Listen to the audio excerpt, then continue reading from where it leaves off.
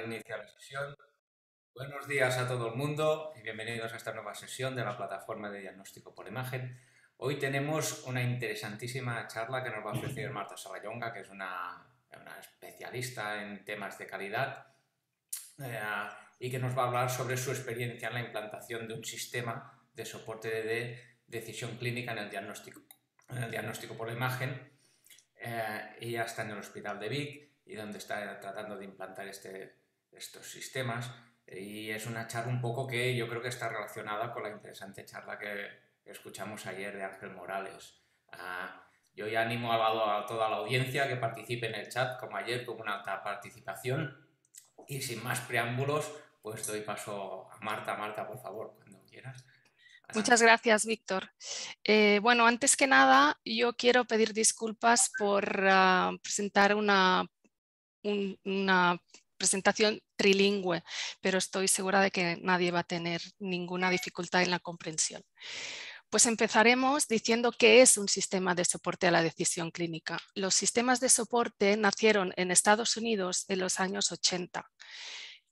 Son programas informáticos que analizan datos dentro de la historia clínica electrónica para facilitar información o dar avisos o recomendaciones en tiempo real en el punto de asistencia en el hospital.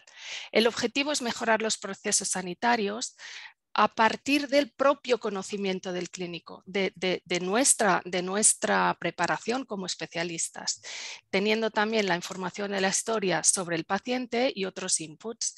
Abarcan, como he dicho, herramientas en tiempo real, es uno de los temas importantes en inteligencia artificial en medicina y es otro nuevo cambio de paradigma al que seguramente podremos trabajar en un futuro no largo. ¿Y qué es este RAI Guide? Pues es la opción de soporte a la decisión de la Sociedad Europea de Radiología que se presenta o para instituciones o como licencias ministeriales. Ellos pretenderían homogeneizar las peticiones de radiología en Europa. Está basado en evidencia médica a partir de los Appropriateness Criteria de la ACR que se transformaron en guidelines por la Sociedad Europea. Es un sistema dinámico con versiones bianuales. Nuestro hospital empezó con la versión 13 y aquí os dejo el link por si queréis entrar y ver la información. Más adelante dejaré también información sobre un vídeo si queréis ver cómo se piden las peticiones. Nuestro hospital es un hospital de segundo nivel con atención especializada para una población de aproximadamente 160.000 habitantes, unas 260 camas. Tenemos salud mental, rehabilitación y sociosanitarios, y también tenemos un acuerdo con la medicina privada. Y somos parte del cuerpo docente de la Universidad de Vic y Central de Cataluña. ¿Y por qué utilizamos iGuide?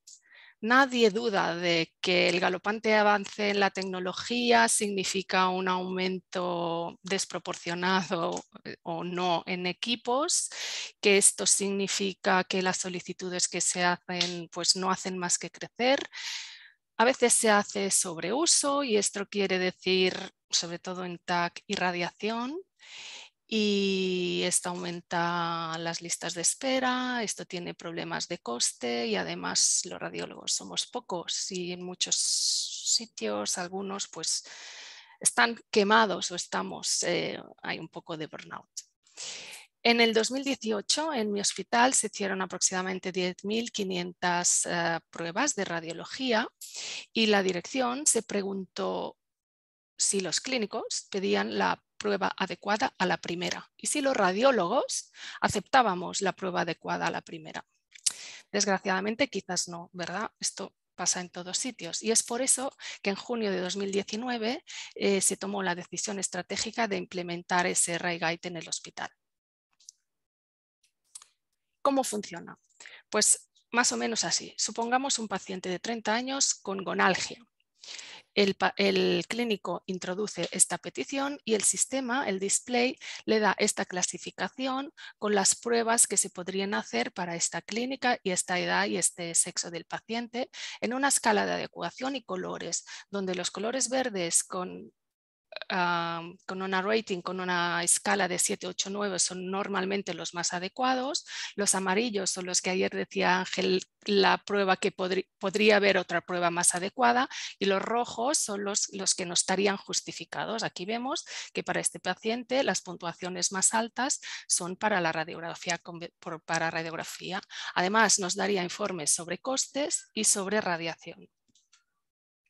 Los objetivos: aumentar eficiencia y eficacia, considerar optimización y justificación, como dijo bien Ángel, de las pruebas radiológicas, reducir costes y alcanzar el 80% de las peticiones que se realizan rutinariamente en cada escenario clínico.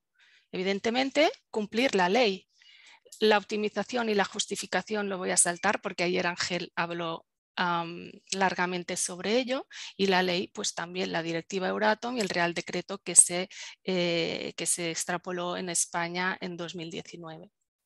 ¿Quiénes somos? El equipo. 3 pilares fundamentales. El equipo de expertos de la Sociedad Europea, con los que tenemos diálogo semanal, que son los que nos guían y nos dan todos los pasos a seguir. Muy importante, el equipo informático, los analistas informáticos de nuestro hospital, y el equipo médico, donde somos la gestora del proyecto, que soy yo misma, que hacemos las reuniones semanales, y lo más importante de este equipo es la motivación de los participantes. Además, en el hospital, ¿quién trabaja en ello? Pues la dirección asistencial es la sponsor. Todos los jefes de servicio implicados, más el jefe de informática y la jefa de calidad, es el comité directivo. Luego está este grupo que yo diría que es el pilar fundamental, que son, AIGAI le llama pioneros, AIGAI le llama early adopters, en nuestro hospital nos hemos traducido como pioneros de grupo. El Project Manager de la Sociedad Europea, la Project Manager del hospital, que soy yo misma con dedicación parcial, el analista de informático, el experto en materia radiológica, que ahora veremos cuál es su papel, y muy pronto va a ser ya como un nuevo pionero de grupo todo el servicio del hospital. Estos pioneros de grupo son muy importantes porque son los que han probado y validado la nueva modalidad, deberían de haber sido o son promotores del proyecto, son los encargados de entrenar, motivar a los otros usuarios, comunicarles y formarles, y seguir formando las nuevas incorporaciones al equipo. ¿Y cómo ha sido el proyecto? El proyecto tenía que haber sido de 12 meses. Se inició en septiembre de 2019 y constaba de 3 fases. Esto tenía que haber acabado un año después, pero hubo la pandemia y se retrasó, de manera que en septiembre de 2021 obtuvimos la decisión final de seguir con el proyecto. Fase 1. ¿Qué se ha hecho en esta fase 1? Lo que hemos dicho antes, temas informáticos, integración, implementación. La integración es temas de comunicaciones, conectividad, temas de software, ese lenguaje tan difícil que no dominamos los radiólogos. Y la implementación ha sido temas de funcionalidad, definir el alcance del proyecto y, muy importante, el mapeo, que ahora lo veremos más adelante. La integración no voy a explicarla, es este lenguaje de ingenieros que nosotros no entendemos al principio. Y la implementación empezó con la definición del alcance del proyecto. El alcance definió que se iba a aplicar en todas las modalidades de pruebas diagnósticas que tenemos en nuestro servicio, y lo iban a empezar los servicios de neurología, traumatología, medicina interna y urgencias en todos los pacientes ingresados de consultas externas y provenientes de urgencias. El mapeo en esta fase de implementación, muy importante.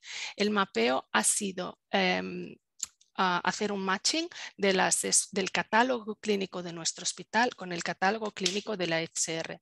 Un mapeo bien hecho garantiza la calidad final del proyecto.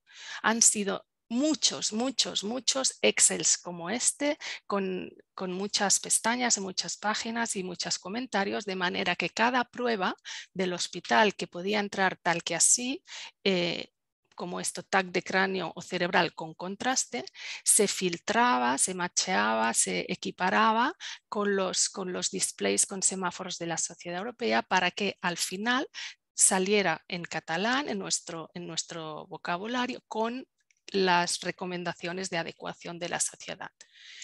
En esta fase, ¿qué hicieron los clínicos? Pues pongamos este caso, un paciente varón de 40 años al que se le pedía un TAC de cráneo por una ataxia lentamente progresiva. En la primera fase, el clínico solicitaba este TAC.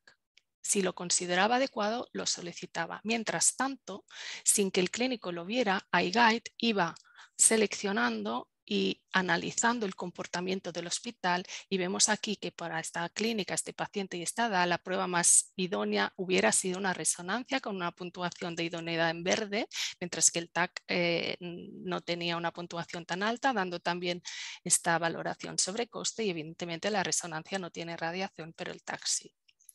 Entonces estábamos en esta fase que se llamaba silent mode, en la que los físicos no obtenían feedback, no veían la clasificación de adecuación. Esto no generaba impacto para el informe final.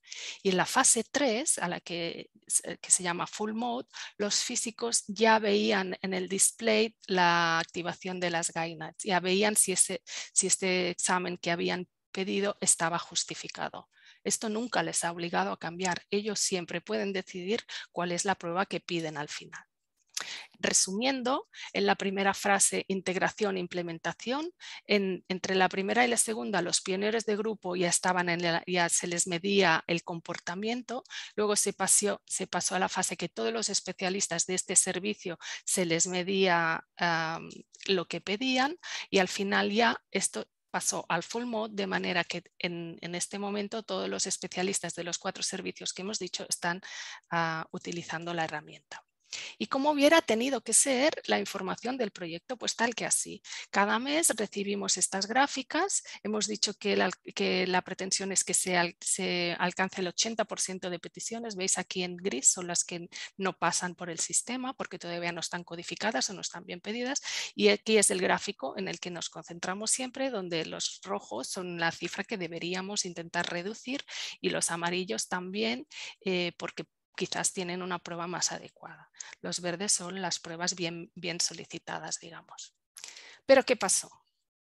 Que llegó la pandemia.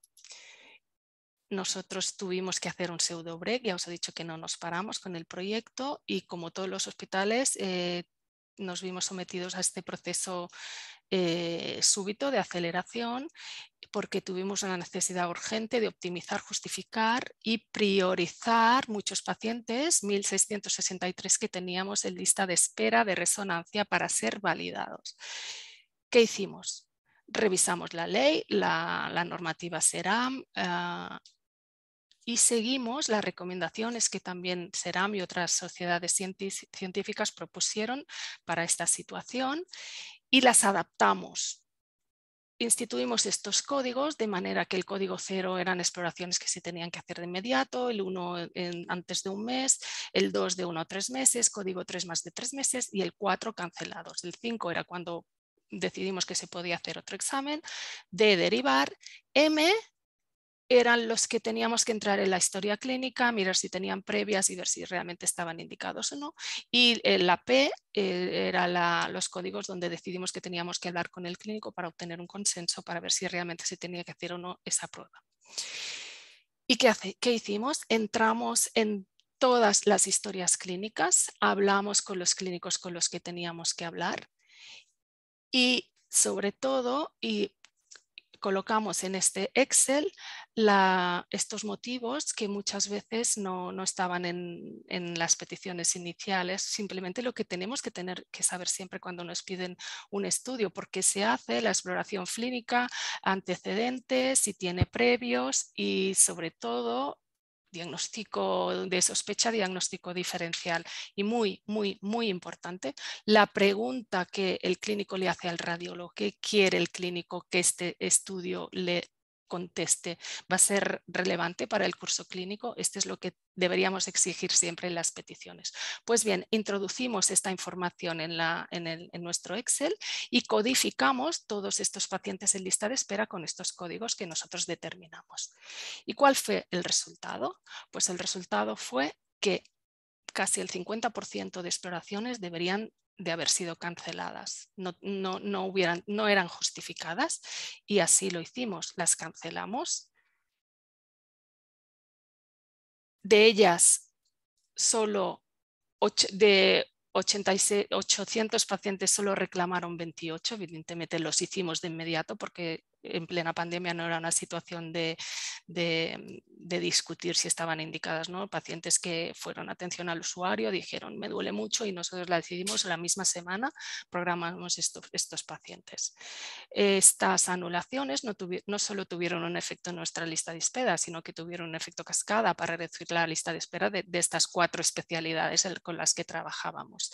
Evidentemente, una operación de este tipo requería ser comunicada muy bien. Se hizo un equipo de comunicación, se comunicó en las reuniones con los jefes clínicos, con todos los jefes de servicio, al cuerpo directivo del hospital, se comunicó a los médicos de cabecera, a toda la primaria, a los pacientes, la intranet, y además se hicieron entrevistas en la radio y en la televisión local.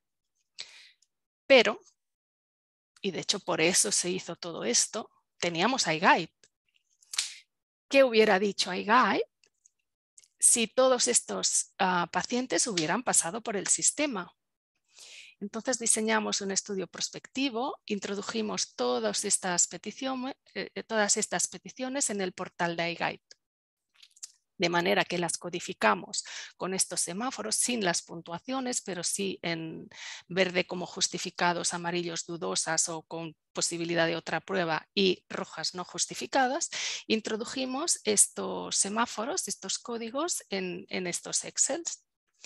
¿Y cuál fue el resultado? Coincidió con nuestra prueba inicial, con nuestra operación. ¿Qué dijo iGuide? Esperábamos que hubiera coincidido, pero desafortunadamente los resultados fueron dispares. Nosotros anulamos el 48% y iGuide solo nos daba un 10% de rojos.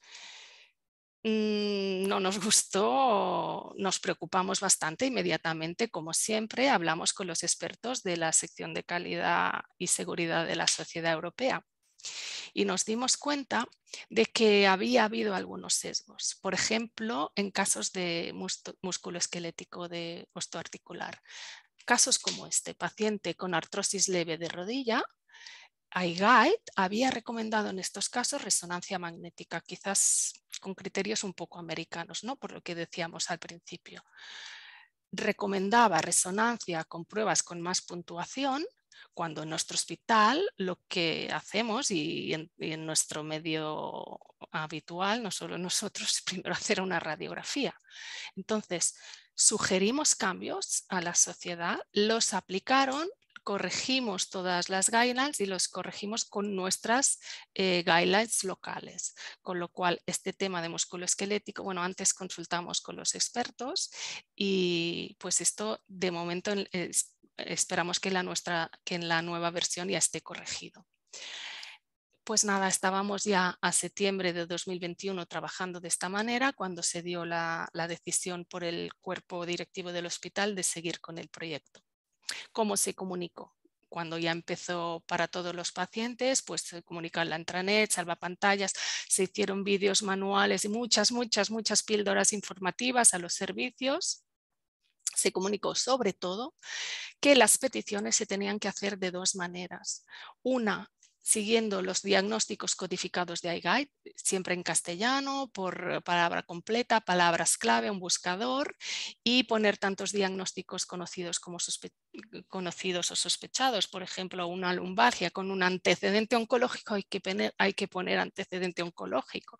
Pero además, y este es un tema que adaptamos en nuestro hospital, nunca prescindiremos de este apartado de información clínica, orientación diagnóstica, en la que, como he dicho, lo más importante es que me cuenten qué es lo que quieren de mí como radiólogo, como radióloga, cuando piden esta solicitud. No basta poner control.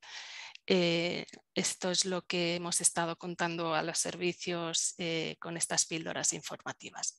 ¿Y cómo son los informes mensuales que recibimos? Son estas gráficas en colores con muchos significados que no me va a dar tiempo ahora de explicar, pero con estos comentarios, cómo van las idoneidades, el impacto y cuáles son los top. Pues evidentemente con la pandemia, pues este era el comentario de enero. En enero pues volvía a subir COVID y había las indicaciones de no score, que son estos grises, que son los que no entran en el sistema, que es un tema que intentaremos mejorar porque en urgencias pues, los clínicos cogen por orden alfabético la primera letra del abecedario. Esto es un problema que tenemos que vamos a intentar solucionar pronto. Esto es el gráfico de control de calidad, score versus no score, y estas son las notas que nos daba la Sociedad Europea. Pues las Top Rate Indication, evidentemente las lumbalgias de menos de 6 semanas, y aquí un tema que tenemos que tratar muy pronto es que la Top Rate Exam es el TAC de cráneo. Hay un problema muy serio en las peticiones de TAC de cráneo. Evidentemente el sistema no nos dice nada que no sepamos, pero con los datos en la mano tenemos herramientas para para empezar a trabajar en la próxima fase.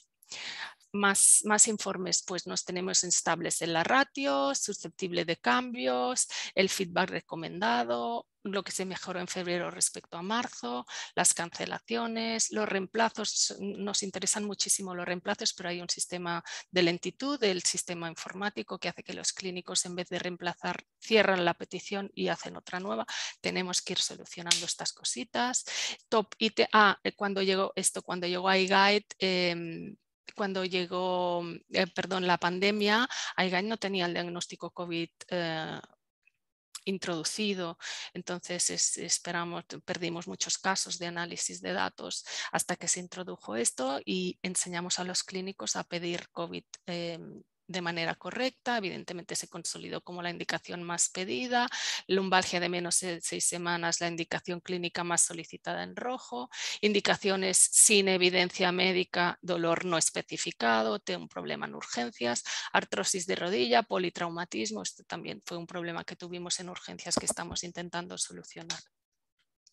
Mientras tanto, en radiología, ¿qué hemos hecho? Hemos instaurado estos códigos con colores y puntuaciones en la pantalla de validación de peticiones, de manera que vemos cuando están en lista de espera qué puntuación de soporte a la decisión tienen.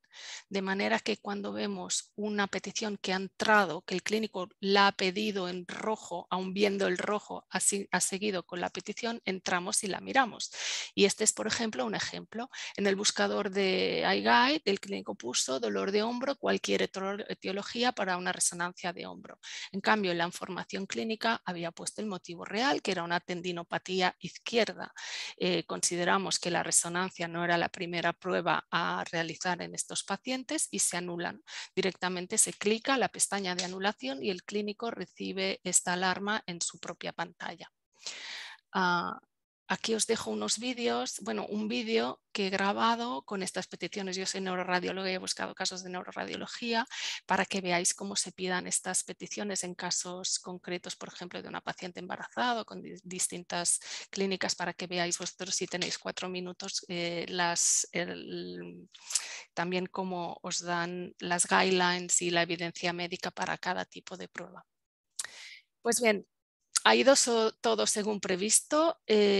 Como decía antes, cuando se implementa un proyecto, cualquier tipo de proyecto, no es que te llega al hospital, te lo dan y abres el paquete, sacas el lazo y ya funciona.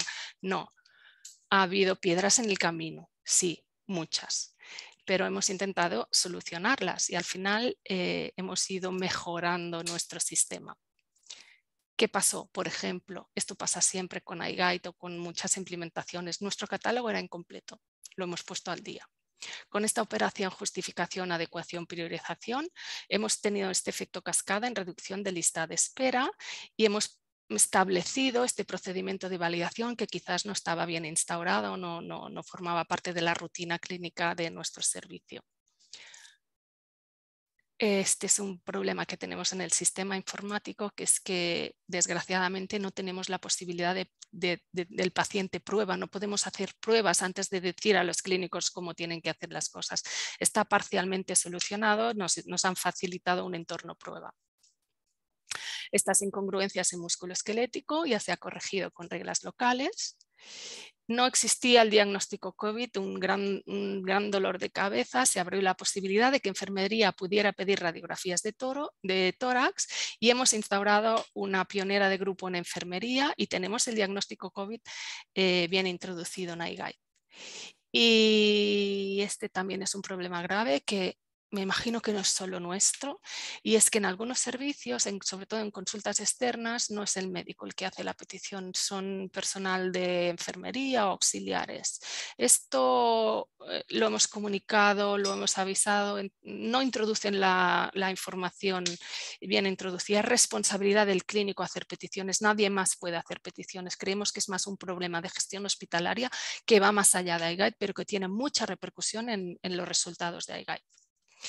¿Y ha habido resistencias? Sí, claro que las hay siempre. Gestión del cambio, y hemos insistido, insistiremos muchísimo con píldoras informativas. Hay que ir convenciendo a la gente. La sobrecarga real de trabajo de nuestro servicio, como todos, estamos con déficit de radiólogos, estamos en un proceso de cambios muy importante. Serían necesarios cambios transparentes para que este proceso de validación pueda tener lugar en nuestra carga asistencial.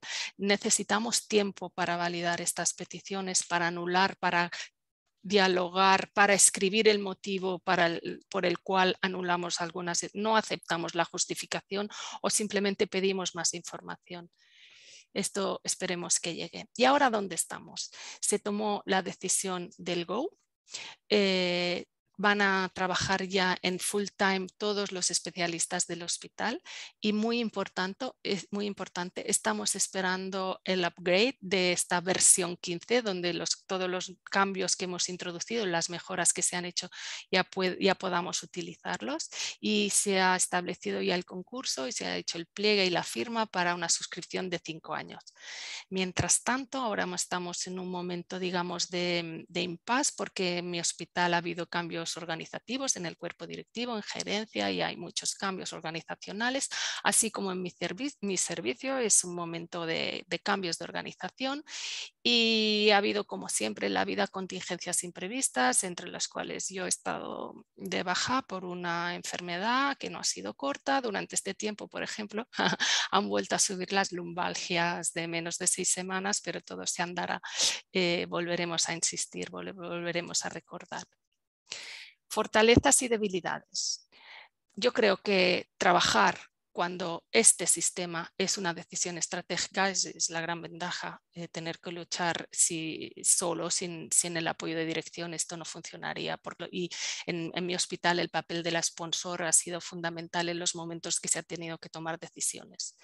El trabajo en equipo constante y el intenso del gestor de proyectos de la SR conmigo y con informática ha sido un puntal. La proximidad de los profesionales, no nos engañemos, en un hospital pequeño pues siempre facilita el diálogo, la cercanía. Un gran tema del que estamos orgullosos es que ingenieros, radiólogos y personal de gestión hemos conseguido de alguna manera hablar el mismo idioma. No siempre es fácil, no siempre nos entendemos. Y lo que hemos dicho antes, jefe de servicio convencido, pioneros de grupo fuerte. De la misma manera, jefe de servicio no convencido, pioneros de grupo con margen de mejora. Esta introducción mejorada de los motivos de examen es algo que tenemos que mejorar, porque queremos reducir los no score, los que no entran en el sistema. No tenemos que olvidar, radiólogos, que la no validación de pruebas no justificadas es nuestro deber, con o sin iGuide. Esto se debería enseñar a los residentes, a los R1s. Yo creo que deberían pasar todos por el tema de validación. Forma parte de nuestro trabajo. La falta de soporte administrativo que hay en un hospital pequeño, sobre todo en temas de extrapolación de datos, lo estamos mejorando ya con la incorporación al equipo de estudiantes de medicina de la universidad, que nos van a ayudar en este tema y van a aprender muchísimo, yo creo y espero. La alta carga asistencial impide la reflexión, pararse, la visión de futuro. Ojalá esto podamos mejorarlo. Todavía no tenemos un sistema de gestión por procesos en nuestro servicio. Creo que esto podría mejorar muy pronto y nos va a ayudar también.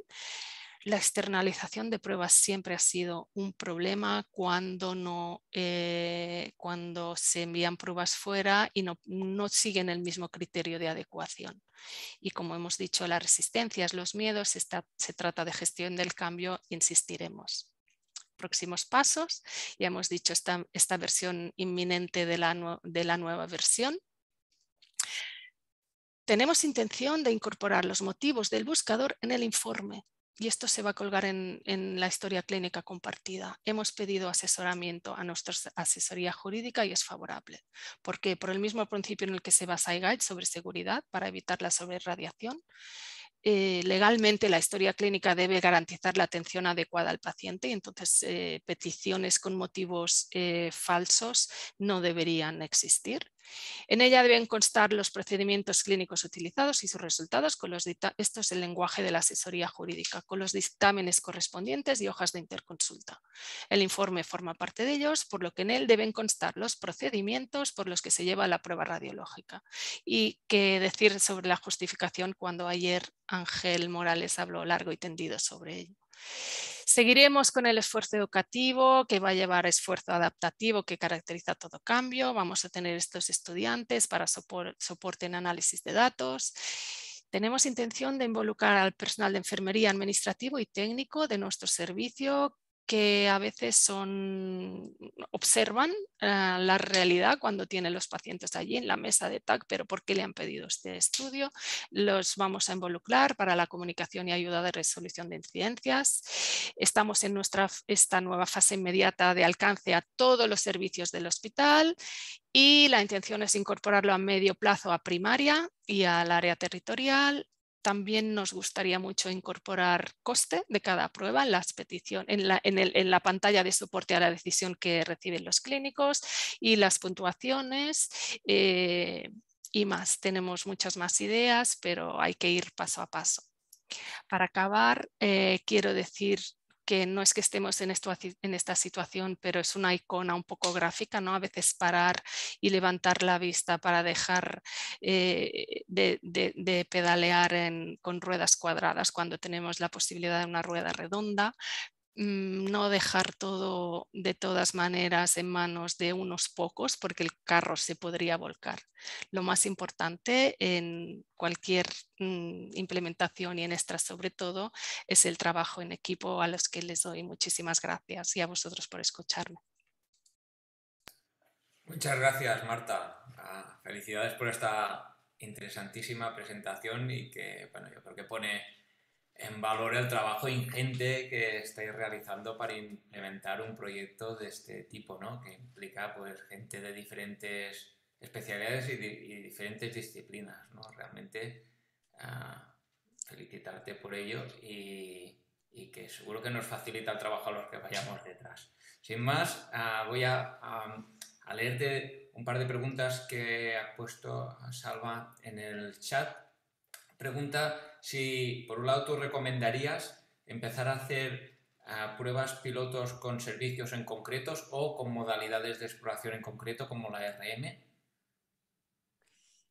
Cuando el hospital realiza el estudio antes de la contratación, la SR hace un análisis de los datos que le da dirección y gestión hospitalaria y allí se decide dónde podrían ser los puntos de incisión más importantes. Yo creo que esto es lo que se llama el alcance del proyecto y evidentemente la resonancia es un tema problemático, el TAC también lo es, y cada hospital creo que puede decidir antes de la firma del contrato cómo va a empezar, pero sí, se empezaría con algunos servicios, porque empezar esto con todo el hospital es sería un trabajo que no llevaría a buen puerto. Muy bien. Y por modalidades también, ¿no? Primero unas modalidades. Nosotros hemos empezado con todas, pero yo me encontré con esta definición del alcance. Ya he dicho, somos un hospital que no es de tercer nivel y es un sistema adaptativo, dinámico, que se adapta a las necesidades de cada hospital, yo creo. Muy bien, de acuerdo. También Salva nos pregunta, ¿qué recursos humanos del servicio de radiología es necesario para considerar poder realizar con éxito la aplicación del sistema de soporte de decisión clínica en un servicio en concreto? Bueno, una cosa es lo que yo creo que sería el mundo ideal, que sería tener un personal administrativo y un gestor de proyecto full time. No es nuestro caso. Yo estoy part-time al 20% de dedicación y no tenemos este soporte administrativo, pero pronto lo vamos a tener. El ideal, lo que pregunta Salva, sería personal administrativo y para extrapolar datos y dedicación full time para que esto vaya sobre ruedas. Muy bien.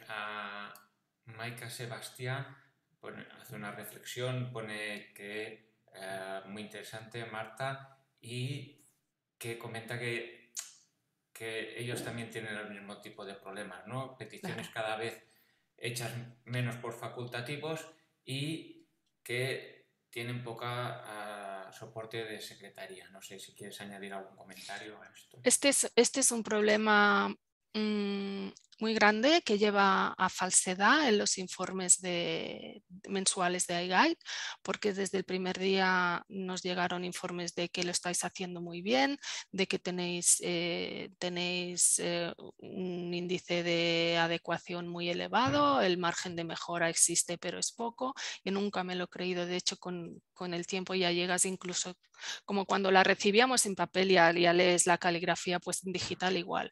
Cuando hacen las peticiones los auxiliares o ya ves que le dictan y que se saben y que bypassan las normas y ponen cosas que no son reales. De allí la importancia de nuestro trabajo en la validación y en el que los gestores deberían darnos tiempo para ello, porque es un problema que existe en todos sitios. De acuerdo. Sira Aguiló, Sira Domènech, perdona, pone, buen día Marta, te felicita por la charrada. Para la información del grupo pionero, ¿recomiendas expertos de cada especialidad radiológica para el diseño de las guías? ¿Hay sistemas de exportar el conocimiento ya adquirido por iGuide u otros? Para los pioneros de grupo, lo que he dicho antes, cuando tú trabajas en un hospital ya vas ojeando y tienes un diálogo. No digo o sea, hay gente motivada que los cambios les interesa y que son más creativos y que están dispuestos a ayudar, que te comunican cualquier incidencia, y hay gente pues menos. La decisión del grupo es fundamental y no tienen que ser expertos. Nosotros hemos implementado pioneros de grupo en residentes, en urgencias tenemos gente joven y tú ya lo vas viendo. Lo importante es antes de instaurar este sistema, este trabajo en equipo, que sea gente convencida. Y el tema de exportar, y son muy importantes estas versiones, y yo creo y espero que las mejoras que nosotros hemos introducido, pues como todo en medicina, que no es una ciencia que cuanto más la compartamos mejor, que todo es para el bien del paciente. La Sociedad Europea pues va implementando guías y va implementando mejoras. Es cierto que estos comités de expertos que tiene la Sociedad Europea para todas las especialidades, es gente que sabe mucho, pero que a veces quizás no tiene esta dedicación, no diré pasional, pero sí esta fe ciega o esta dedicación en tiempo al proyecto, con lo cual las líneas locales son importantes. Sería muy interesante tener más hospitales de nuestro ámbito para compartir esta experiencia. Nosotros estaríamos abiertos.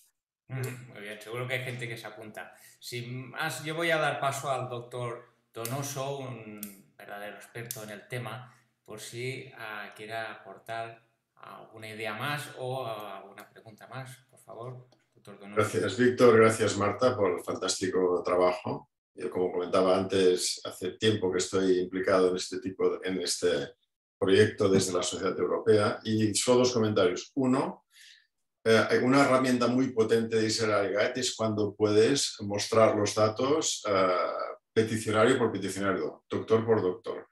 Porque este concepto de que hay un gran hermano que está revisando todo es muy potente a la hora de la gestión del cambio. Si tú tienes todos los traumatólogos sin poner nombre, si hay alguno que se desvía, estos datos los tienes. ¿Habéis pensado en utilizarlos en la gestión del cambio? Lo Que hemos hecho. probablemente es una de las herramientas más potentes del Guide a la hora de cambiar. Lo hemos hecho, lo hemos hecho. Yo creo que no desvelo y que no soy incorrecta si digo que hemos tenido problemas en traumatología, porque los traumatólogos pues muchas veces son los que piden control y bueno, todos hemos trabajado con todas las especialidades y hay el inconsciente colectivo de cada una de nuestras áreas de trabajo. Hemos hecho píldoras informativas y haremos más y hemos mejorado alguna cosa en este tema. Lo fundamental, se ha hecho esta identificación y se hará más. La pandemia no nos ha ayudado, pero hemos mejorado otras cosas. Pero sí, estamos en ello y tenemos el número de usuario de iGuide y los datos son siempre bien claros. Como he dicho, si el jefe de servicio es proactivo, el resto de compañeros de los servicios también y se apuntan y ayudan muchísimo. Se trata de hacer muchas reuniones informativas. El segundo comentario es que para que el proyecto funcione se necesita que todo el mundo gane algo, porque solo con la parte más punitiva no termina de funcionar y al final acaba siendo más un problema que una solución. Esto Y, es... por ejemplo, para los radiólogos, un elemento que de futuro y que yo creo que se puede implementar muy rápidamente, en el proceso de validación se ven muchas peticiones que se pueden validar automáticamente a través del sistema, por ejemplo, resonancia magnética, y no solo validar la idoneidad, sino también incluir los protocolos de estudio, incluirlos en el worklist de la máquina de la resonancia directamente, con lo que ahorra una cantidad de tiempo importantísima y permite estandarizar mucho el procedimiento. ¿Habéis pensado también en estos, digamos, elementos positivos adicionales de la introducción del iGuide? Claro que sí, Me claro que sí, imagino, es para que te claro que sí, explayes. claro que sí. Sí, por supuesto, yo además he trabajado en este concepto, en este contexto. Es clic y tienes el protocolo hecho. Por favor, que nos pongan un sistema informático que lo permita. Antes que nada, hay más radiólogos en el servicio para que levanten un poco la mirada. Bueno, ya esto lo estamos consiguiendo. Tenemos ya pionera de grupo entre mis compañeros y vamos a ir alzando la mirada. Pero ya he dicho que estamos en un momento de cambio de organizacional y el sistema informático con sus cosas buenas porque se ha realizado en la casa y tienes diálogo directo para las incidencias, pero ojalá nos permitiera esto, Luis. Sí, yo he trabajado en esto y es un clic validar, en nuestro caso, validar una petición me lleva a mí unos 40-60 minutos de pensar y esto, claro, esto lleva burnout. Entonces, cuando mis compañeros ojalá tengamos esta posibilidad de protocolizar, es clic, clic, clic, clic, clic y sería todo mucho más fácil. Gracias. Muy bien, de Enhorabuena. acuerdo, gracias, doctor. Y ánimos. Gracias. Queda una pregunta pendiente de Sira Domènech, que nos preguntaba cómo ha ido la experiencia en primaria. Has comentado que lo estáis poniendo en marcha ahora, ¿no? No, todavía no. Primaria sabe que estamos implementando esto, pero ahora hemos hecho una fase con 4 servicios del hospital. Vamos a ahora empezar con todos los servicios del hospital y en el esquema está empezar a hablar con primaria pronto, cuanto antes posible. Muy bien. Seguro que será súper útil. El doctor nos tiene que dejar. Yo ya simplemente es la hora de Adiós, acabar la Luis. sesión. Para finalizar, pues a felicitarte, sobre todo Marta. Yo creo que has enseñado muy bien cómo hay que implementarlo, lo que no quiere decir que sea fácil. Yo creo que es un trabajo muy difícil, que ahí te has metido en un reto importante, pero que seguro que será súper útil, ¿no? Y que nos tiene que ayudar en el día a día de validar, de justificar pruebas, que nos quitan mucho trabajo. Pero Sobre todo me quedo con la idea también de que una de las dificultades para implementar esto, no sé si estás de acuerdo, es que primero hagan bien la petición, que es el problema que tenemos ya, que si la petición no está bien hecha, si no pone por qué lo preguntan, es imposible decir si es apropiada o no la prueba. Y ahí yo Este creo que... es el caballo de batalla. Con o sin iGuide,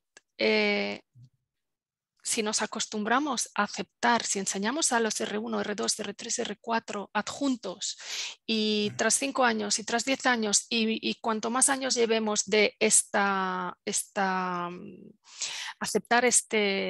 aceptar todo, no nos lleva a ninguna parte. Yo creo que nos va a llevar al burnout total, al incendio de nosotros como especialistas. Sí. La pregunta clínica, ¿qué quieres de mí? En un hospital universitario muy grande donde he trabajado yo antes, pues te llegan estas peticiones ilegibles, todos siglas, y al final dices, ¿pero qué quieres de mí? ¿Qué quieres que te conteste? Hazme una pregunta, pídeme en una lumbalgia si la raíz del E3 izquierda está comprometida o no, y yo te lo diré.